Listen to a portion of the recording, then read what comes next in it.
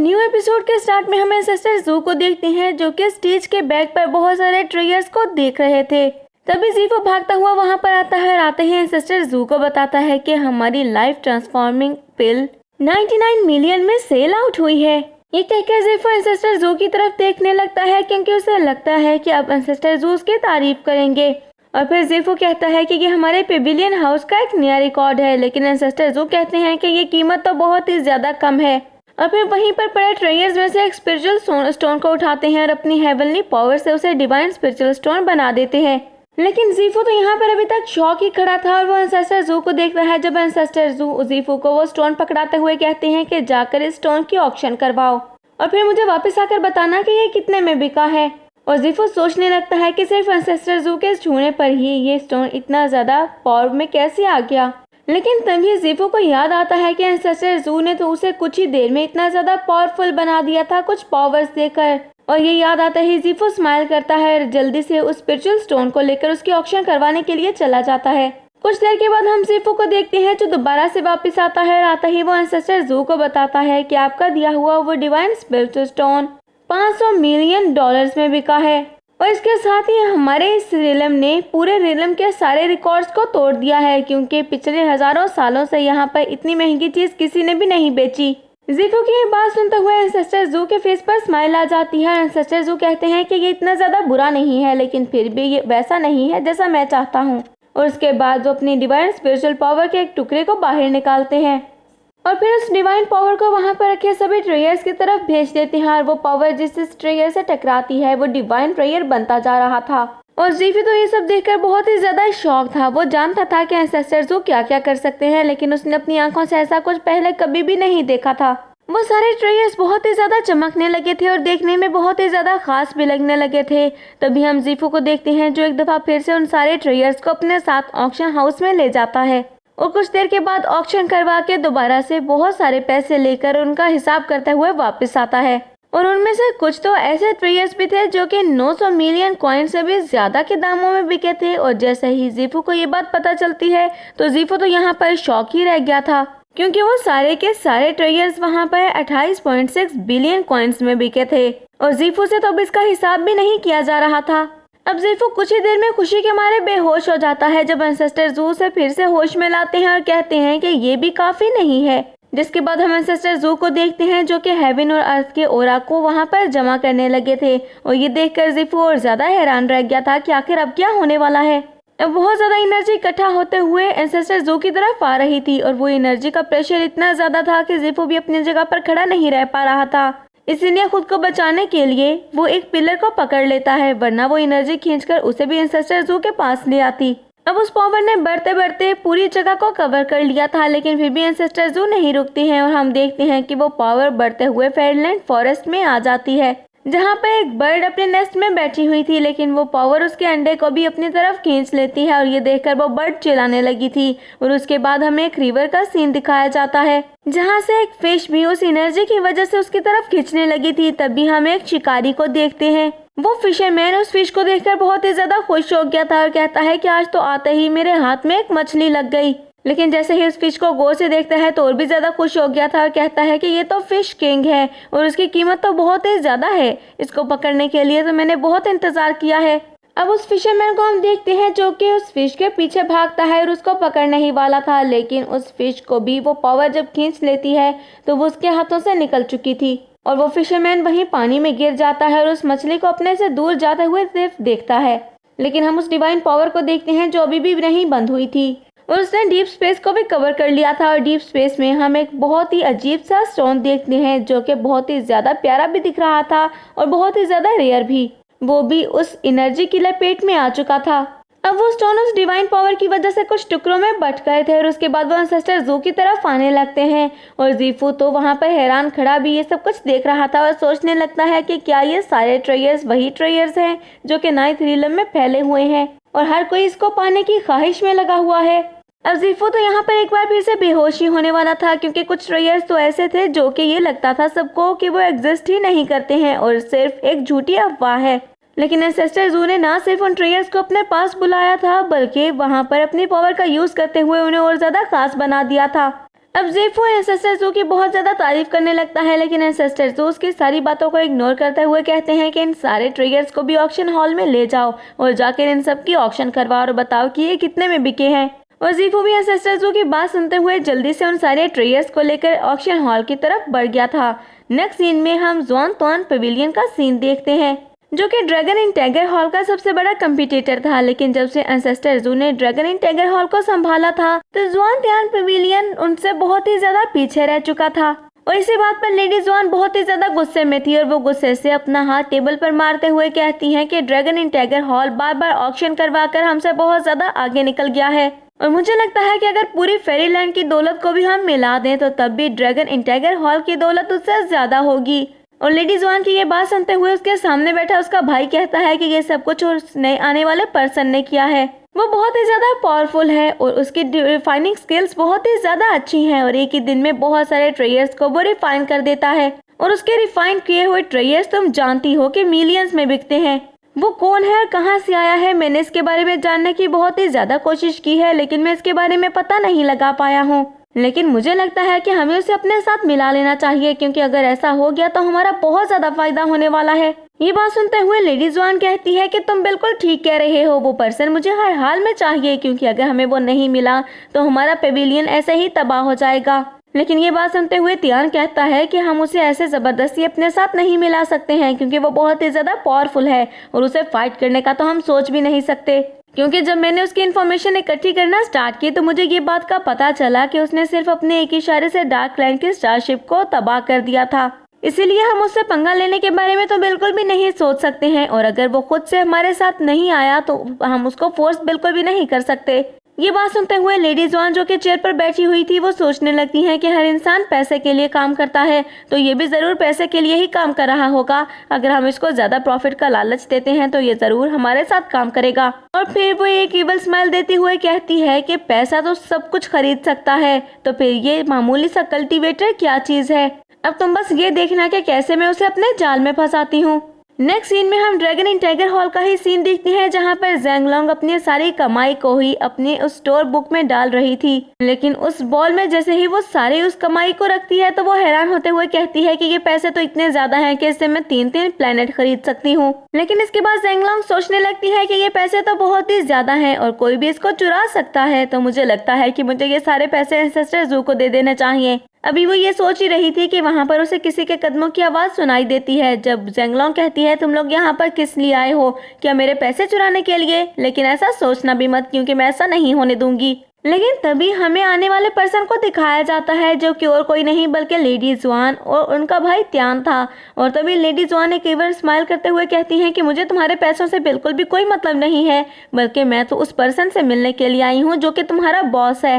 और फिर ज़ेंगलोंग के पीछे इशारा करते हुए कहती है कि मुझे ये पर्सन चाहिए। और ज़ेंगलोंग जैसे ही पीछे देखती है तो एंसेस्टर ज़ू उसके पीछे खड़े थे और ज़ेंगलोंग के करीब आते हुए उस स्टोरी बॉल को ज़ेंगलोंग से ले लेते हैं। और ज़ेंगलोंग जैसे ही एंसेस्टर ज़ू को अपने करीब देखती है तो उसकी सारी परेशानी खत्म हो चुकी थी, क्योंकि वो जानती थी कि बस एंसेस्टर ज़ू सब कुछ संभाल लेंगे। अब लेडी जुआन थोड़ा सा और आगे आती है, फिर एंसेस्टर ज़ू से कहती है कि तुम्हें यहाँ पर काम करके कुछ भी नहीं मिलेगा, इसलिए मैं चाहती हूँ कि तुम मेरे पवेलियन हाउस के साथ काम करो, क्योंकि ड्रैगन इन टाइगर हॉल तुम्हारे लिए बहुत ही एक छोटी चीज है और ये तुम्हें वो सब नहीं दे सकता जो कि तुम्हें चाहिए। मैं जानती हूँ कि तुम बहुत ही ज्यादा टैलेंटेड इंसान हो और तुम्हारी स्किल रिफाइनिंग की बहुत ही ज्यादा अच्छी है, इसलिए मैं चाहती हूँ कि मेरे पवेलियन में रहते हुए तुम ट्रेयर्स को रिफाइन करो और जैसे ही वो सारे ट्रेयर्स बिकेंगे तो उसका 70% शेयर मैं रखूंगी और 30% मैं तुम्हें दे दूंगी। और उसके बाद वो एक इवल स्माइल करते हुए कहती है कि मैं ये भी जानती हूँ कि ड्रैगन इन टाइगर हॉल तुम्हें इतने पैसे नहीं दे रहा होगा, क्योंकि उस बेचारी को तो यही लगता था कि एंसेस्टर ज़ू ड्रैगन इन टाइगर हॉल के लिए काम कर रहे हैं। वो कहाँ जानती थी कि एंसेस्टर ज़ू उन सब के लीडर थे। और तभी जुआन की बात सुनते हुए तियान कहता है कि सिस्टर आप ऐसा कैसे कर सकती हैं, इस पर्सन को इतना ज्यादा प्रॉफिट कैसे दे सकती हैं। जुआन तियान की तरफ गुस्से से देखते हुए कहती है कि अपना मुंह बंद रखो और फिर एंसेस्टर ज़ू की तरफ देखते हुए कहती है कि मेरी ऑफर कैसी लगी। लेकिन एंसेस्टर ज़ू कोई भी रिप्लाई नहीं करते हैं, जिस पर जुआन कहती है तुम्हें और प्रॉफिट चाहिए तो ठीक है, मैं 70% प्रॉफिट तुम्हें दूंगी और 30% मैं खुद रखूंगी। लेकिन ये बात सुनते हुए तियान कहता है कि आप पागल तो नहीं हो गई हैं।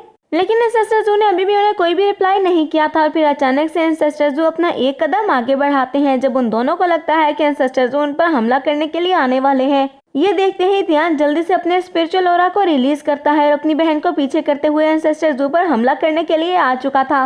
लेकिन इससे पहले कि ध्यान एंसेस्टर जू के करीब आ पाता, हम एंसेस्टर जू को देखते हैं जो कि अपनी आंखों के इशारे से वहां पर अपनी डिवाइन स्पिरिचुअल ऑरा को रिलीज कर देते हैं और उस डिवाइन ऑरा में हम देखते हैं कि ध्यान फंस चुका था और वो नीचे जमीन के साथ चिपक जाता है। वो अपनी फुल एनर्जी लगाते हुए उससे निकलने की कोशिश कर रहा था, लेकिन उस ऑरा का प्रेशर इतना ज्यादा था कि ध्यान कुछ भी नहीं कर पा रहा था। जिसके बाद हम लेडी जुआन को देखते हैं जिस पर उस ऑरा का अटैक हो चुका था और वो भी नीचे जमीन के साथ चिपक जाती है और सोचने लगती है कि ये पर्सन तो बहुत ही ज्यादा पावरफुल है। सिर्फ एक इशारे से इसने हमारी ये हालत कर दी है। अगर ये अपनी फिंगर को पॉइंट कर देता तो हम दोनों तो यहाँ पर मारे जा चुके होते। और एंसेस्टर जू जो कि उसकी माइंड रीडिंग भी कर पा रहे थे, वो कहते हैं कि तुम बिल्कुल ठीक सोच रही हो। शुक्र करो कि मुझे तुम दोनों पर गुस्सा नहीं आया। वैसे भी थोड़ी देर पहले तुम क्या बोल रही थी कि तुम मुझे प्रोटेक्ट करोगी, इतनी पावर्स के साथ तुम मुझे प्रोटेक्ट कर सकती हो। जिसके बाद एंसेस्टर जू कहने लगे थे कि मैं तुम्हें मारना तो चाहता था लेकिन तुम काफी ज्यादा इंटरेस्टिंग हो, इसीलिए मैं तुम दोनों को छोड़ रहा हूँ। और अपने उस अटैक को भी वो वहीं पर खत्म कर देते हैं, जिससे जुआन और त्यान दोनों ही खड़े हो गए थे। जब एंसेस्टर जू कहते हैं कि तुम्हारी ऑफर बहुत ही ज्यादा अच्छी है लेकिन मैं तुम्हारे हिसाब से काम नहीं करूंगा, बल्कि मैं तुम्हें एक नई ऑफर देता हूँ। तुम मुझे खरीदने के लिए आई थी लेकिन अब मैं तुम्हें खरीदूंगा। अब लेडी जुआन खड़ी होकर कुछ सोचने लगती है, जिसके बाद वो एंसेस्टर जू से कहती है कि मुझे तुम्हारे ये ऑफर मंजूर है। लेकिन ये बात सुनते ही त्यान कहता है, सिस्टर आप ये कैसे बोल सकती हैं, आप पागल हो गई हैं। जिस पर जुआन कहती है, क्या तुमने देखा नहीं कि ये कितना ज्यादा पावरफुल है और अभी तो ये काम करने के लिए हमें पैसे दे रहा है। अगर इसको गुस्सा आ गया तो हम दोनों को खत्म करके हमारे पेविलियन हाउस को डिस्ट्रॉय कर देगा या फिर हमें अपना सर्वेंट बनाकर 1 रुपया भी नहीं देगा, तब तुम खुश हो जाओगे। जिसके बाद जुआन एंसेस्टर जू से कहती है कि मैं आपके साथ काम करने के लिए रेडी हूँ और मुझे आपकी ये डील मंजूर है। वैसे भी हमारे जुआन त्यान पेविलियन के पास 9th रिलम की सारी खबरें होती हैं, तो इसीलिए यहाँ पर बैठे बैठे आपको हर खबर के बारे में पता चल जाएगा। लेकिन एंसेस्टर जू अभी कुछ बोल पाते तभी हम त्यान को देखते हैं जिसका मैसेंजर स्टोन चमकने लगा था और वो वही स्टोन जुआन को दिखाता है। जुआन कहती है कि लगता है कोई बड़ी खबर आई है और जैसे ही वो न्यूज़ को पढ़ती है तो शॉक होते हुए कहती है कि ऐसा कैसे हो सकता है, डार्क सोल लैंड पर अटैक हो गया, पर किसी ने पंगा लेने की कोशिश कैसे की।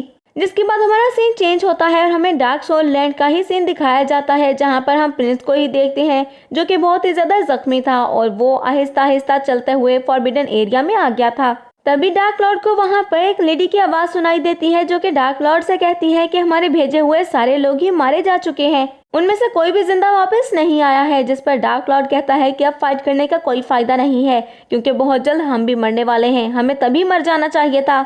अब हम डार्क लॉर्ड को देखते हैं जिसकी हालत यहाँ पर और ज्यादा खराब होने लगी थी और फिर वो उस लेडी को देखते हुए कहता है कि एल्डर लेडी मुझे आपकी हेल्प की जरूरत है, आप जल्दी से मेरे 9th ब्रदर के पास आए और जाकर इस सब के बारे में उसे बताएं, मुझे पूरा यकीन है कि वो मेरी हेल्प जरूर करेगा। तभी हम सामने 3 स्टैचू देखते हैं जिनके बीच में से 3 पोर्टल ओपन होते हैं और उनमें से डार्क एल्डर्स बाहर आते हैं, जिसे देखते ही प्रिंस ऑर्डर देता है कि यहाँ पर मत रुको और जल्दी से निकलो यहाँ से। तभी हम उन तीनों एल्डर्स को देखते हैं जो कि ऊपर आसमान की तरफ उड़ते हुए जाते हैं लेकिन किसी फॉर्मेशन से टकराते हुए दोबारा जमीन पर आ चुके थे और फिर वो कहते हैं कि आखिर किसकी हिम्मत हुई हमें रोकने की जो हमें ट्रैप में फंसाया। अब वो एल्डर्स जोर जोर से चिल्लाने लगते हैं कि कौन है जो पीठ पीछे हमला कर रहा है, सामने आओ। जिसके बाद वो अलग अलग डायरेक्शन से भागने की कोशिश करते हैं लेकिन वो नहीं भाग पाते क्योंकि वो फॉर्मेशन चारों तरफ ही मौजूद थी। और तभी वो इस बात को तो बहुत ही अच्छे से समझ जाते हैं कि यहाँ पर जो कोई भी है वो उनसे ज्यादा पावरफुल है। अब वो एल्डर्स कहने लगते हैं कि सीनियर आप कौन हैं और बताएं कि आप ऑफेंड क्यों हुए हैं और हम पर क्यों अटैक कर रहे हैं। लेकिन अभी वो सारी बातें कर ही रहे थे कि हम डार्क लॉर्ड को देखते हैं जिस पर एक बहुत ही पावरफुल अटैक होता है और वो नीचे जमीन पर गिरकर बेहोश हो चुका था और कुछ ही देर में उसके सामने एक डिमोनिक लेडी मास्टर अपीयर होती है जिसका नाम चाओ फेंग था। और फिर हम चाओ फेंग को देखते हैं जो कि उन तीनों एल्डर्स को देखते हुए कहती है कि तुम लोग यहाँ से मुझसे बचकर नहीं जा सकते हो। तभी हम एक लेडी एल्डर को देखते हैं जो कि अपने दोनों साथियों से कहती है कि हमें लगता है सीनियर को अपनी पावर दिखानी पड़ेगी जो कि हमने इतने सालों से प्रैक्टिस की है। और फिर वो तीनों एल्डर्स ही अपनी डार्क सोल एनर्जी को रिलीज करने लगते हैं और फिर अपनी पावर का यूज करते हुए वो तीनों एल्डर्स ही वहां पर डार्क गोस्ट को समन कर लेते हैं जो कि देखने में बहुत ही ज्यादा खतरनाक लग रहे थे। लेकिन चाओ फेंग उनको देखकर बिल्कुल भी नहीं घबराती है और वहीं पर स्टिल खड़ी थी। ये देखकर उन तीनों एल्डर्स को बहुत ही ज्यादा गुस्सा आ गया था और फिर अपने गोस्ट को वो चाओ फैंग के ऊपर अटैक करने के लिए भेजते हैं। लेकिन जैसे ही वो गोस्ट चाओ फैंग के पास जाते हैं तो उन तीनों के ऊपर एक लाइटनिंग अटैक होता है और इसके साथ ही वहां पर एक बहुत बड़ा ब्लास्ट भी होता है। और फिर चाओ फैंग जैसे ही स्मोक खत्म होती है तो वो तीनों एल्डर्स को देखते हुए बोलती है, तुम यहाँ से जाना चाहते हो तो तुम यहाँ से जा सकते हो, मैं तुम्हें जाने दूंगी, लेकिन जाकर तुम्हें किसी को हेलो कहना होगा। और ये कहते हुए हम देखते हैं कि चाओ फैंग के चेहरे पर एक ईवल स्माइल थी। नेक्स्ट सीन में हम डार्क सोललैंड के आउटर पेविलियन का सीन देखते हैं जहां पर एंसेस्टर ज़ू अपनी ड्रैगन स्टारशिप में पहुंच चुके थे और अपने साथ वो लेडी जुआन को भी लेकर आए थे। जब जुआन उनको बताने लगती है कि मुझे अब डार्क सोललैंड के अंदर कोई भी पावर महसूस नहीं हो रही है और खबर के मुताबिक किसी ने डार्क सोललैंड के ऊपर अटैक करते हुए एक ही घंटे में वहां पर सभी लोगों को खत्म कर दिया है, लेकिन मैं तो बस एक ही बात पर हैरान हूँ कि डार्क सोललैंड तो बहुत ही ज्यादा पावरफुल था, बाकी सब पेविलियन से ज्यादा पावरफुल, तो फिर कौन था जिसने इस पर अटैक करने की हिम्मत की और एक ही घंटे में इसको डिस्ट्रॉय भी कर दिया। तभी हम एंसेस्टर ज़ू को देखते हैं जो कि सामने डार्क सोललैंड को देख रहे थे और उसको पूरी तरह से डिस्ट्रॉय कर दिया गया था। और उस डार्क सोललैंड के डिस्ट्रॉय होने की वजह से वहां पर 3 तरह की एनर्जी भी मौजूद थी। पहली थी लाइटनिंग, दूसरी थंडर और तीसरी ब्लैक करप्शन पावर। लेकिन लेडी जुआन को भी इस ब्लैक करप्शन और पावर के बारे में कुछ भी नहीं पता था और उस एनर्जी को देखते हुए वो कहती है कि एंसेस्टर ज़ू ये कैसी अजीब सी एनर्जी है और मुझे लगता है कि डार्क सोललैंड को डिस्ट्रॉय करने के लिए इसी एनर्जी का यूज किया गया है, क्योंकि देखने में तो ये बहुत ही ज्यादा मामूली है लेकिन ये डिवाइन लेवल की एनर्जी है। जिसके बाद लेडी जुआन खुद से क्वेश्चन करने लगती है कि आखिर ये किसने किया होगा। मुझे लगता है कि किसी रियलम के किसी आर्मी ने किया होगा जो कि बहुत ही ज्यादा पावरफुल थी। लेकिन एंसेस्टर ज़ू कहते हैं कि नहीं, ये काम किसी भी आर्मी का नहीं है बल्कि एक ही पर्सन ने किया है। और उसके बाद हम एंसेस्टर ज़ू को देखते हैं जो कि अपनी डेबोरिंग टेक्निक का यूज करते हैं और कुछ ही देर में उस सारी एनर्जी को अपने हाथ में ले लेते हैं। और उसके बाद एंसेस्टर ज़ू दोबारा से जुआन को बताने लगते हैं कि इस एनर्जी का यूज करके एक ही झटके में डार्क सोललैंड को इसीलिए खत्म किया गया ताकि मेरी अटेंशन गेन की जा सके और वो पर्सन मेरा ध्यान अपनी तरफ कर सके। तो ठीक है, अगर वो पर्सन मुझसे इतनी ही जल्दी मिलना चाहता है तो चलो उससे जाकर मिलते हैं। और इसके साथ ही हम देखते हैं कि एंसेस्टर ज़ू को गुस्सा भी आ चुका था और ऐसा लगता था कि अब एंसेस्टर ज़ू जिसके पास जाएंगे वो तो नहीं बचने वाला। और जुआन भी ये देखकर डर ही चुकी थी। और इसके साथ ही हमारा ये एपिसोड यहीं पर एंड हो जाता है। तो फ्रेंड्स, मैं उम्मीद करती हूँ कि आपको ये एपिसोड पसंद आई होगी। अगर आपने इसको एंजॉय किया है तो वीडियो को लाइक करें और अगर आप हमारे चैनल पर न्यू हैं तो चैनल को सब्सक्राइब करके बेल आइकन के बटन को प्रेस कर दें ताकि नई आने वाली एपिसोड्स आपको बिना किसी देरी के मिलती रहें।